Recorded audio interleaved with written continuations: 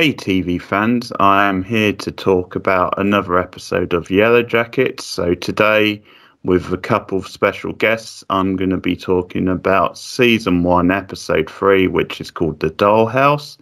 So if you would like to introduce yourselves, special guests. Sounds good. Thank you, Keith. I am Medium Melanie of the Yellowjackets Hive podcast, along with my co-host. I'm Emily. And we've been podcasting about Yellowjackets now for some months. We obviously love the show. We both got into it kind of early and cannot wait for season 2. I mean, it premieres on March 24th, which is about a month away. And gosh, with all of the teasers and trailers coming out, it's been super exciting speculating on, what we're going to see in season 2. Yeah. Absolutely. Great stuff. Yeah. So thanks for joining me today. This should be a good discussion. There's quite a bit to talk about with this episode. But just before we start, just a little bit about what attached you to the show, what really stood out, and what are your memories of seeing it for the first time? Actually, just stumbled across it on accident. I was watching TV one night and the pilot happened to be on, I think they aired it 2 weeks early, as a special preview. And I watched it and I was immediately hooked from the first 2 minutes of the show. It reeled me in with that scene of the girl falling into the pit. And I was a week-to-week viewer of the show from the very beginning. So I've been in the trenches since Yellowjackets started. And I've loved every minute of it. In the pit, if you will, right? Yeah.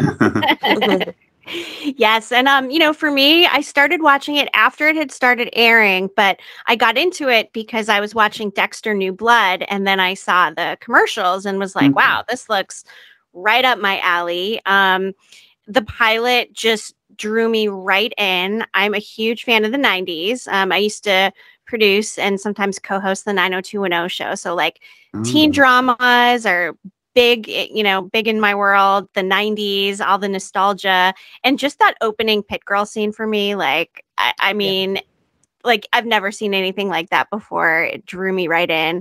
And the 90s bangers on the pilot, probably one of my favorite things. I love the 90s music in Yellowjackets too. I agree. Put it on catch up, which I think is one of the good things about this era. Then everything is available now if you don't see it live, because in the past you had to wait months and months to get a chance to see it. If you didn't catch it on TV, you would probably have to wait ages for the VHS or whatever the case may be, or maybe reruns or something. But the mouth hit where I started hearing people talk about it, and I thought, okay, yeah, I think I need to check this one out. And gems in the casting as well, people I'd not even heard of. So they get a good balance between well-known actors, but also newer, fresher actors. Yeah, that's very true. Yeah, and season 2, big pickup with Elijah Wood, right? I mean, stepping up. Yeah. That is a huge addition to the cast. And Lauren Ambrose. Oh my gosh, Lauren Ambrose. Yeah, well, too. That's the big one for me. Yeah. 6 feet under. Whew, that's one of my favorite shows ever. So it's a Taisha themed episode, and we actually get 3 different timelines with her in this episode, because in '96 in the wilderness, she actually makes the decision that then the group should go to the lake. And there's a bit of a debate between the various members whether they should. They actually take a vote on it, and Shona is the decisive vote, which means it goes Taisha's way. And they go off to the lake and later on the cabin. And some of the events in the cabin actually correlate with Taisha's past, because another timeline we see a very young Taisha and witnessing her nana's death, which definitely there's some implications of supernatural stuff at play in that scene, I think. But it's a nice tie-in with then what Lottie and Taisha find in the attic later on in '96. Yeah. And obviously then in the present 2021, Taisha's main political rival, Phil, posts a very nasty attack ad describing her as a cannibal, the douche. So I mean, it was clever to give him credit, but little yeah, much, right? Little much. yeah. When consider her strategy in response to that, whether like thoughts of like maybe even pulling out of the race, but how's she going to handle it? And that decision becomes even more complicated when her son starts acting aggressive. And then we get a bit more with Shona and her marriage situation. She tracks Jeff to her hotel, suspecting cheating on her, and then stalker alert because Adam shows up out of the blue. A woman with Jeff, she seems to think that confirms her suspicions. So she's happy to pursue Stalker Boy and that old fling. And we also get more on the road trip, obviously, with Natalie and with Misty. Yeah. Get locked up. It's actually not Taisha who bails them out. It's actually Kevin in the end. And Misty puts that in motion. Stirring the pot there, Misty, as always. I think your point about it being Taissa focused is very impactful. We see a lot of eye references, like we see the eye references with Manny and Sammy's doll. We see it with her Nana. We see the man with no eyes. So there's something with like the metaphor of like sight or something that's going on there. Absolutely. So that's kind of interesting. But Misty and Nat and their road trip is interesting too because of the timing, right? Like Emily and I were just discussing it. Like, how did the police know, when to come there? Like when they were breaking in, and then also to his work when they found his body. Like, how did they get that information? The timing is very strange, much like the Adam and Shauna timing, right? Yeah. Yeah, there's lots of coincidence in this episode, and some of them we may get answered later, some we may not. Some might just hang there because definitely at this point in the season, they're throwing up all sorts of red herrings, people who could be connected or could not be. When they're in the car and Natalie or Misty is texting Kevin pretending to be Natalie, and she says something along the lines of like, I know dating at our age is pointless because at our age they're all like crumbs at the bottom of a chip bag. And then she laughs and she says mostly, and Natalie looks at her and she's like, what, got a whole chip? There's the jerky line too, which I love from them. There's a lot of good lines of dialogue in here, but when Misty gets the jerky, I feel like Natalie calling her out is, a slight foreshadowing of the cannibalism to come. Yeah. Why is she choosing jerky though after eating people? Seriously, you would think that they all would have gone like vegetarian. Yeah. Well, some of them did. Some of them did. Misty did. Definitely did not. No. Misty in this episode, her using her sort of obsession with true crime to advantage, like when they're looking around the house and she's talking about going through garbage, she's like throwing out statistics and things. And so I think that's something that's very realistic about Misty's character, and probably because she is a bit of a loner and underdog, that sort of character is more likely to maybe be drawn to that sort of macabre type subject, I feel, maybe. But yeah, it's good consistency that we see her using that in the scenes with Natalie, and it's an exciting dynamic to watch unfold because they don't trust each other, but yet in a way they have no choice but to work with one another. Yeah. Because it's like Misty said, I think in it's in the second episode where like Natalie says, well, how do you know how do I know like you didn't send the postcard to yourself? And she says, well, I could say the same about you. So yeah, it's that I guess thing we'll just of have they to have believe to work each other. together. Yeah. So it's a lot of fun to watch. Travis's initially. Like, she was trying to, like, get them out of there. Like, she was like, Nat, are you sure you want to go in? Don't you want to go, like, get some wings or whatever? Like, was she trying to stall or get her out of there? Like, it's like she knew the police were coming, right? I mean, I keep going back to that, like the timing of the whole Misty police, Nat Travis thing to me. Like, I can't get over it. Yeah.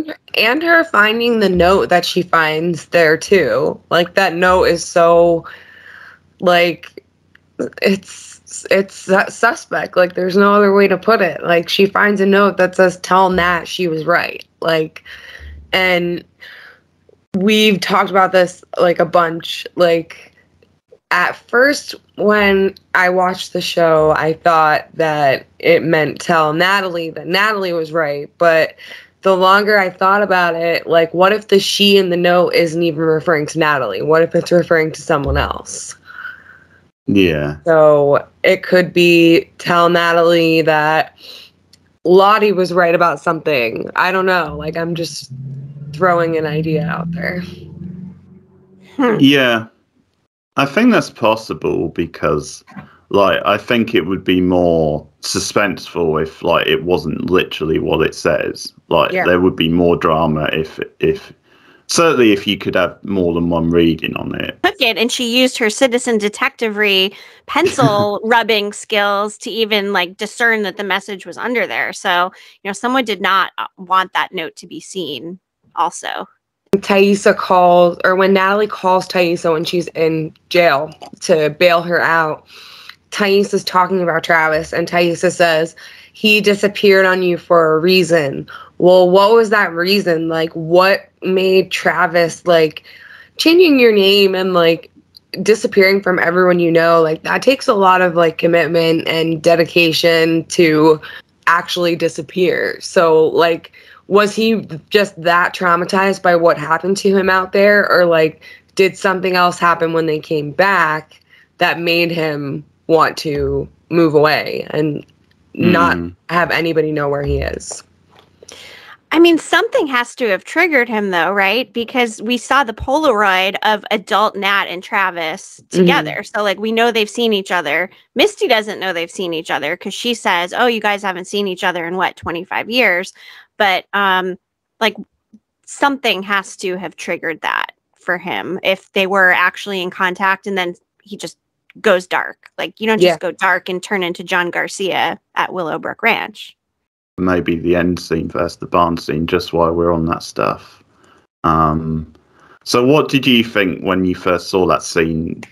Were you with Natalie? Did you think there's something else going on, or did you think it was maybe a suicide, or where did you stand? I mean, I didn't think it was a suicide just because of, like, logistically, like, how would he have been able to string himself up like that from that equipment? Yeah. Exactly. Okay. That's what made me think it wasn't a suicide, because that would be really hard to do to yourself. Yeah. Okay. That's fair. So. And eventually we see, like, the wax marks, right? Like, implying that there was some kind of ceremony or ritual or something, you know, that was done there. So unless it was a self-sacrifice, I got to think that he died at the hands of somebody else. It's a great gut punch at the end of the episode. I remember watching that for the first time and being, okay, oh my God, I didn't see that coming. No, not at all. See that. So yeah, that, I mean, just for, like, a cliffhanger from an episode, that's one of the standout cliffhangers of the season, definitely. It might be the best one, you know. It's certainly one of the best ones, I think. Aisha's character and what we see from her in this episode, because I like then they take a vote on whether to go to the lake or stay, because that fits the fact that she's running for office in the present. So I like that. And she's a leader. Yeah, and that is a consistent theme with her, where I sort of feel like she's the sort of one who's, like, more ruthless than you first realise. Like, she's happy to be quite laid back and reserved, and then the aggressive streak comes out of nowhere. Like, she Because I think about that, you know, when she crippled Ali in the pilot, the plan for that, like she decided then she wasn't right for the team, and no one else would like had the guts to do that really on that team. Akilah was like, when Ty was doing her hair or vice versa, you know, Akilah said something like, you know, you're not as much of a bitch as all the JV girls make you out to be or something. So she's got a soft side too, but she's also ruthless AF. It's very blunt the way she's talking to Natalie over the phone in that scene as well. So, yeah, I think that's maybe just her way of dealing with the toughness of life. Maybe she does shut down a little bit and shut off emotions. And sometimes that's, like, in a way what you need for a political career. But there's good and bad to that, because obviously we see with her personal life, she doesn't always handle the Sammy stuff the best. Like, her reaction to him in the playground was like the wrong reaction. Yeah. So. Her priorities seem to be focused more on the campaign than on her family, and I think that's ultimately going to be her, you know, big downfall. From her childhood in that third timeline with her grandma, you know, really kind of sets the table for her going into these fugue states. I feel like it's kind of teasing early, like her going into these, you know, these states that she goes into, and it's been like a lifelong thing. So it's not something that was like specifically triggered from the trauma of the plane crash. It's something that she's in some capacity been experiencing these things, you know, her whole life. She's in control, and she wields so much power over the rest of them just because she has more money, she has a bit more prestige, and it's a nice reveal actually than she's been, you know, the journalist who we thought was a journalist is actually her undercover detective who she's been using to spy on the other girls, as well as a political rival, but importantly the rest of the group. So that's a nice reveal as well. Jessica Roberts is equivalent to she's like the Olivia Pope of Yellowjackets. I don't know if you watched Scandal, but I did see some of it. Yeah. She's a good fixer. Until, you know, until she's not. Until she's not. Until she gets fixed. There's always eventually there's a downfall with that sort of character, isn't there? Yeah. Stayed where the plane is, where the crash site is, and hope you get fined, or would you take the chance and go to the lake? Yeah. It just makes more sense, like, especially considering, like, they'd already been out there for 3 days at this point, and granted, this was back in 1996, so technology was a little bit different than it is now, but they obviously expected to be found very quickly, and that obviously didn't happen. So you're running out of resources. You don't really have any other option. You have to go to, you need water to survive. Like, you can survive without food for a lot longer than without water. So they were smart to make that decision to go to the lake because they knew that they needed water.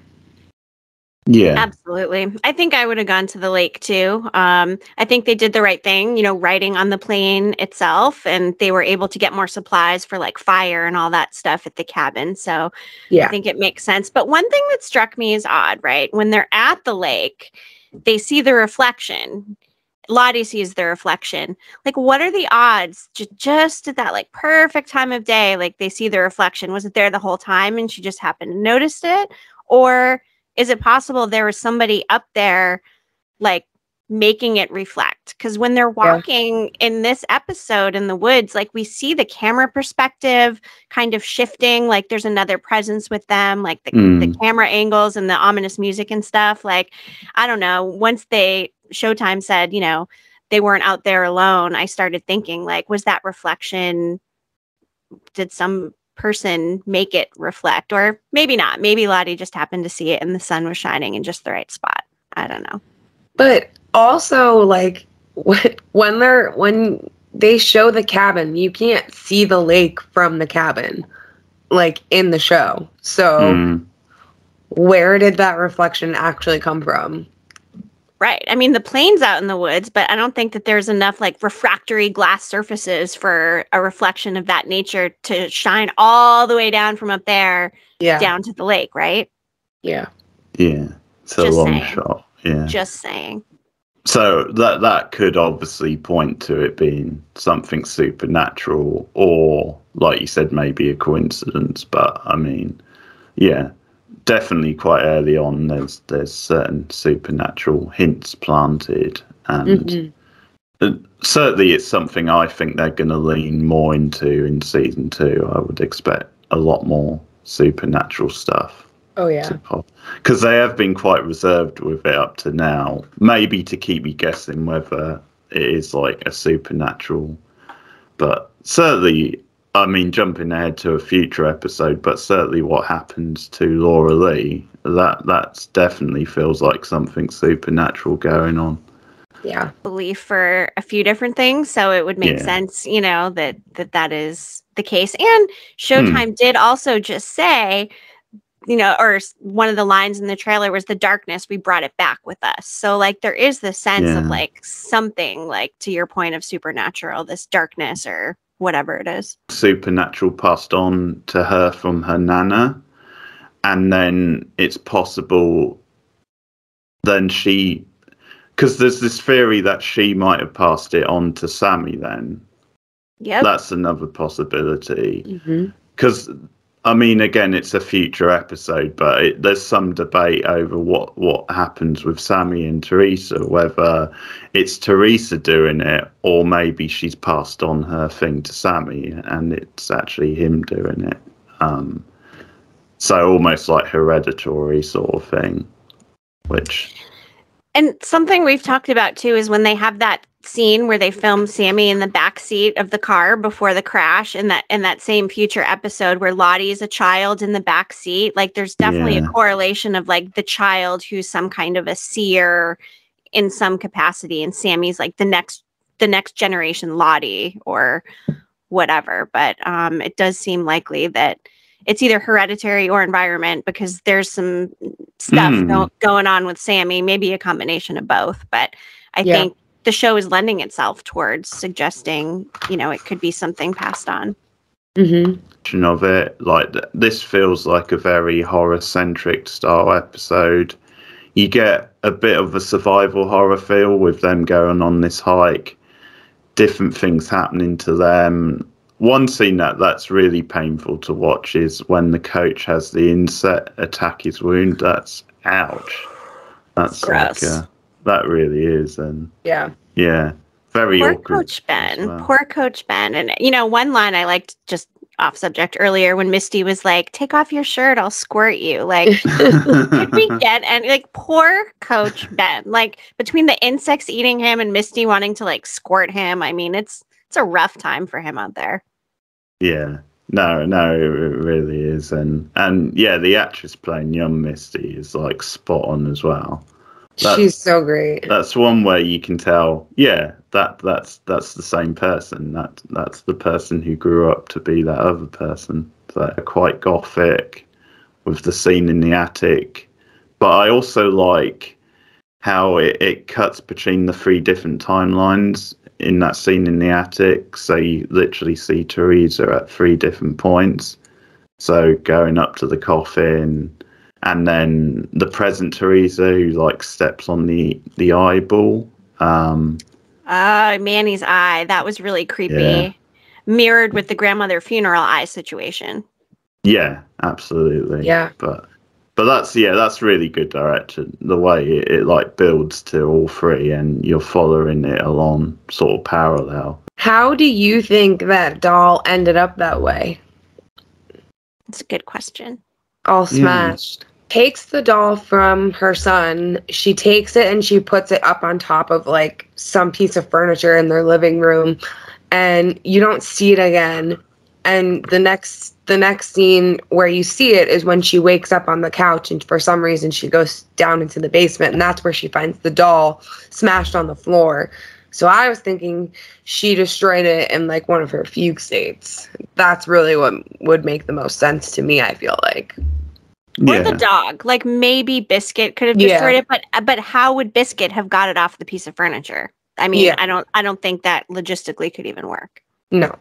That we see in the basement. So there's definitely some significance to that, like one eye missing. And Leonard, the teddy bear, had an eye missing too, right? Like there's a lot of like eye stuff. Yeah. The eyes on the trees. I don't know. Lots of eyes. Yeah, there are. Yeah.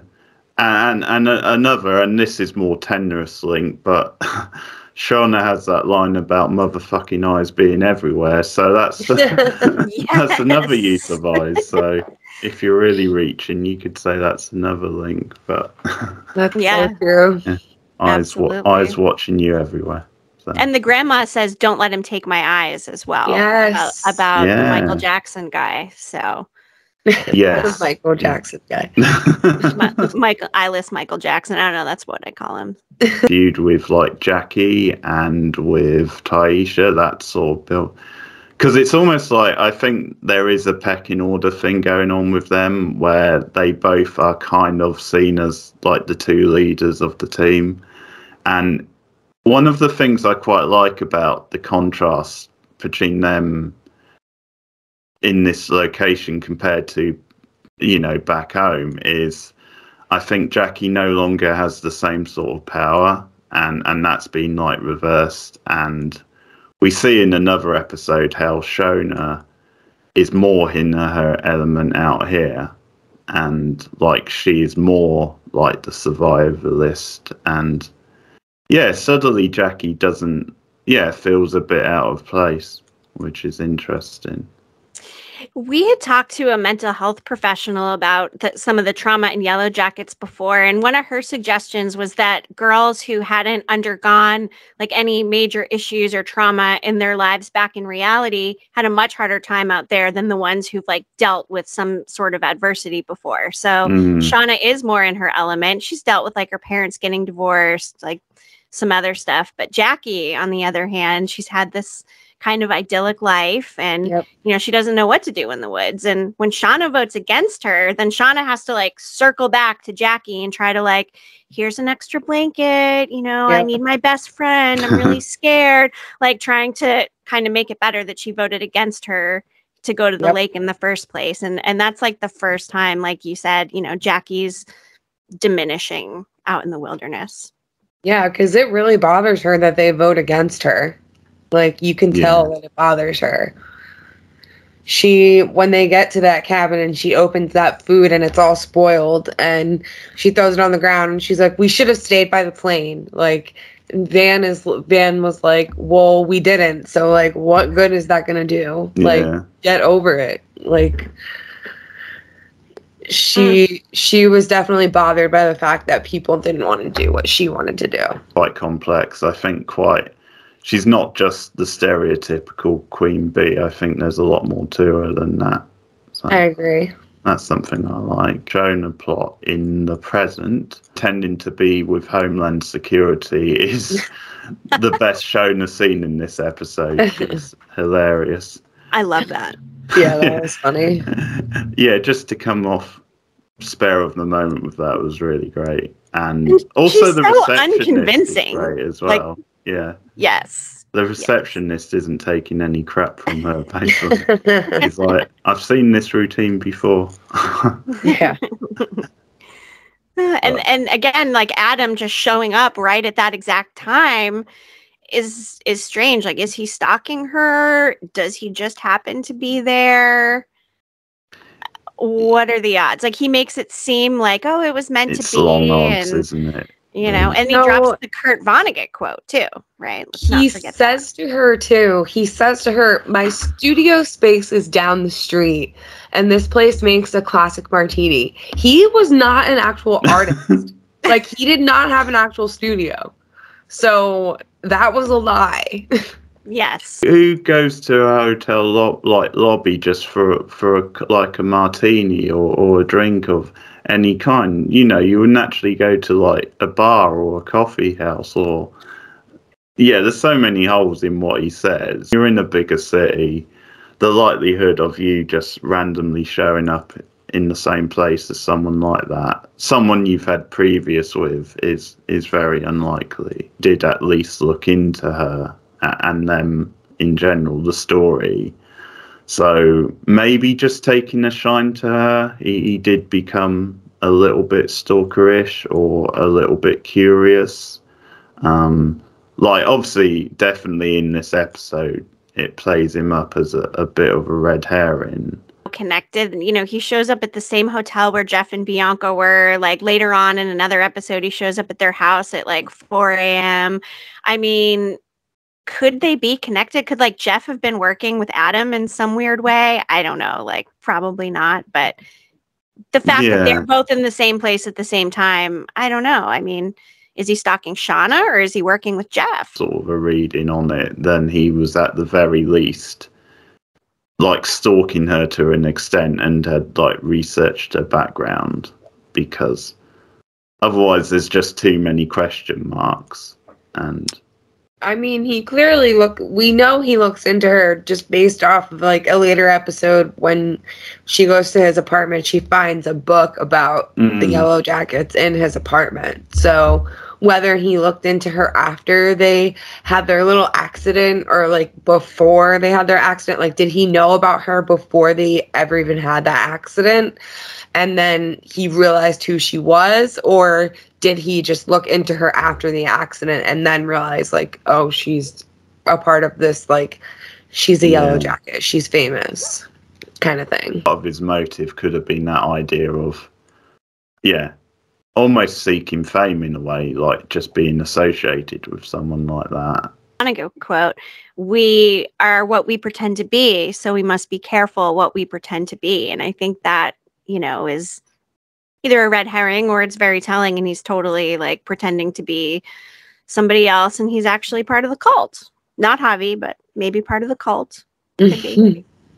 Yeah, and it's possible, even though he's now out of the picture, it's possible we'll still maybe find out a little bit more about Adam in a future episode. It's a really strong episode, and I would say from the opening three, I think this is my favourite of the opening three. It's a really good one for Taisha. And as I said, there's some good direction, some good like horror type scenes.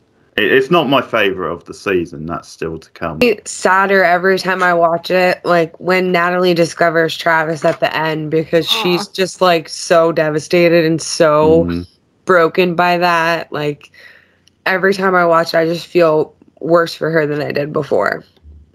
And you can see Misty has some like genuine concern for Nat too. Like she's not faking that. Like you can tell when Misty's kind of faking, but she's like, whoa, like, you know, you don't want to see this. Are you okay? Like she seems to be very genuine when helping Nat like deal with that discovery a little bit too. Yeah. So that just kind of shows like Misty does care in her own way, even if she had something to do with it. You know, she still cares about Nat. So. Attachment to this girl. Dating back many years at this point, so it's hard to sort of switch that off no matter what you may be up to. Dialogue in there too. I pulled a few of the quotes I liked. Also, the Caligula hasn't learned to use the phone yet one is like one of my favorites. I think that's hilarious.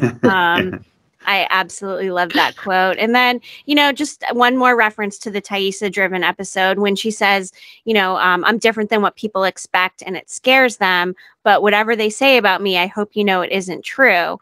And then, you know, Sammy says, you're not the bad one. I feel like there's just so much to that scene and that line of dialogue. You know, is she the bad one? If she is, she sure doesn't know it, you know. So I think there's a lot of good dialogue in this episode. When people do bad things, they should be punished for them, right? Is another Taissa line that she says to Sammy. And he says yes. Like, he agrees with her that you need to be punished when you do things wrong. So I think that was him admitting that he knew what he did at the park was wrong. But he's also so confused because his mom is doing all these things that are not okay, and like she's not taking responsibility for them, and like they're putting the blame on him, and he doesn't understand why, and like he can't even be honest because nobody's going to believe him. It's a tough Yeah. spot to be in for Sammy. Yeah. I feel so Yeah. bad for that kid. It's really good. Yeah. Like that stood out to me. I was rewatching the episode earlier, and very good, because it's very hard to find really good child actors, and that was a great bit of casting. Yeah. And it's also interesting, I think, the racial aspects with Teresa, because they definitely dig into race this season with her character, and like probably commenting on not just the general life of, you know, a person of color, but I mean also I think someone wanting to run for office, you know, you've got twice the hurdle, really. Think of the title of this episode, The Dollhouse. Do you see it as like a microcosm of their life in the cabin, or do you think it's like geared more towards like Thais's life and the way that it's kind of laid out to be this like, you know, great life, but maybe things aren't always as they seem, or I don't know. What do you think about The Dollhouse, the name? I naturally went to It Was Them in the Cabin, and I think partly because they're like so young and vulnerable as well. And yeah, but I naturally went to that, but you could definitely read it as either way. I went with that too. Yeah. I love the naming of the episodes. It's always interesting to discuss, I guess. Yeah. Yeah, because in this case, you do have to think about why it's called Dollhouse, and I like stuff like that. It's like someone's playing with them, right? Like they're toys of somebody or something out there. Well, also, like, some of the episodes, like, they say the title in the episode. Like, they say F sharp and F sharp because Laura Lee tells them that she was trying to play the piano and the key that she was pressing wrong was F sharp. Okay. So she That's just cool. said F sharp, F sharp. And in the fourth episode, which is called Bear Down, Misty tells Coach Ben to bear down when he's trying to go to the bathroom in the woods. That's right. There's a couple other ones too, but those are just like the two off the top of my head that I can like And think Doom coming, definitely. And Blood Hive too. Yes. Yeah. I actually, I don't know why this made me chuckle, but I sort of like Misty's line about I don't like awkward silences because they make me feel awkward. It's just a very simple line, but for some reason it made me laugh, sort of thing. Yeah. Yes. Yes. I love that one too. Yeah. But speaking of like episodes, like, do you have a favorite episode from this season? Course. Of course, yeah. It's Doom coming for me. I love Doom coming. I love Yeah, Doom. that's my favorite too. Yeah, I think that is my favorite. Yeah, and I don't think it was first time around, like, because obviously that's sort of, they're all high trippy sort of episode. Yeah, you don't always get into them first time around, but second time around, yeah, it was just so suspenseful and moody, and like, it's like how much of this is supernatural stuff driving it, how much is it just their natural states, and just how far it went with it, I thought was really effective. And you had a good mix of light and dark in that episode. So the Halloween episode I like because it's always good to have a Halloween themed episode, and yeah, brings a bit of personality. So that's cool. Yes, that was a good one. The Daria line, and then Callie wearing Jackie's costume or uniform. I thought that was a good one. I think is the Antler Queen and Pit Girl. Do you have any thoughts on that? I always like to ask people. It's Lottie, or do you think that they like pass the antlers? Yeah, I'm sticking with Lottie. I think it could be her. But I do have like or feelings towards like either Teresa or maybe Shona as like a dark horse, maybe. Yeah. Just because I think they feel like the sort of characters who their personalities, you would think they're the least likely to be involved in stuff like that and to have that stuff. So I think they're definitely ones to watch. Maybe Teresa, especially, I feel. Because I think with Shona, we've seen examples of her acting out and rebelling already in the first season. And obviously Teresa has sort of kept a lot of that under wraps. So I feel there may be something else with her as well. And what about Pit Girl? What do you think? Maybe a character who we haven't seen that much of, because you obviously get the ones that are focused mainly, and then there are others in the group who haven't been so much. So I wonder if that could be Pit Girl. We'll have to see. Our review of Yellowjackets Season 1, Episode 3, The Dollhouse. Lots for you guys to discuss and for you guys to comment on in the comments section. Like and subscribe as always. You can share me out on social media. There's a patreon.com/boardnow. And I guess if you guys want to promote anything, any upcoming episodes before we go. Thank you. Yeah, we are at yellowjacketshive.com. We've got all of our episodes there. And Emily, we've got some really fun content planned.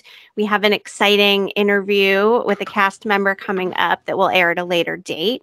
And we're in talks with some other cast members to come on. So we are pretty excited. Emily, what do you think is your favorite episode that we've done so far? Which one do you think is your favorite? I really liked the symbol episode a lot, and when we had Ro come on, she was great. Yes, we did have an episode. We talked about the Yellowjackets characters as fairy tale archetypes. That was great, and I agree. The symbol was probably my favorite. Both at yellowjacketshive.com. Check them out. And Keith, we can't thank you enough for having us on to talk with you about episode 3. Maybe we could do it again sometime.